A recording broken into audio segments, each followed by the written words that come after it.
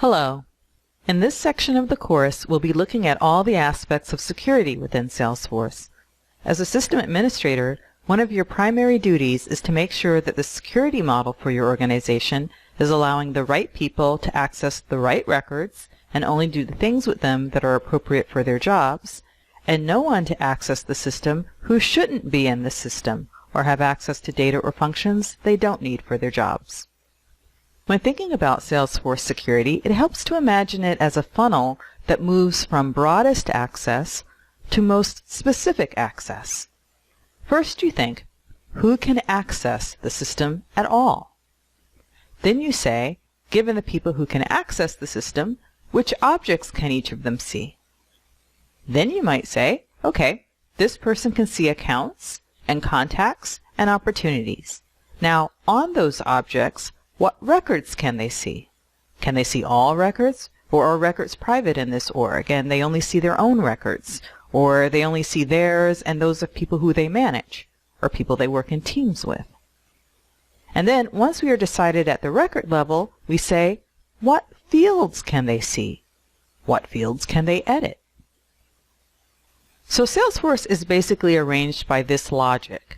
Now, there are a lot more details to it that provide the flexibility many different companies need to each get the exact security model that works best for their business.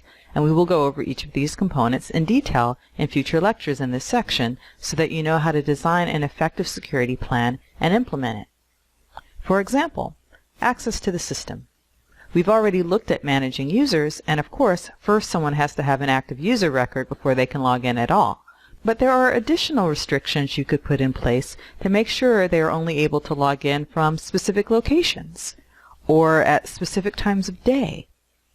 These restrictions can be set at either the organization level or the profile level, and you'll be learning about both in future lectures in this section as well. Object access. That is governed by the profile they have. What records they can see within the objects. That can be governed by their role. Field access can be governed by profile if you're in Enterprise Edition or up, or if you're in Professional Edition or below, by the page layout. If a field is invisible to someone on an object's page layout, then they aren't going to see it when they view the object's records or when they run reports that look at that object. In addition to system access restrictions, profiles, roles, and field-level security, you can also do some extremely customized security planning using org-wide defaults, sharing rules, groups, and permission sets. We will cover each of these in this section. By the end of this section, you will know how to plan and implement a comprehensive security model for your company. Now, you've been hearing about profiles for quite some time now, so let's finally take a look at this foundational component of the Salesforce system. In the next lecture, you will be learning what a profile is and what to do with it. See you next time.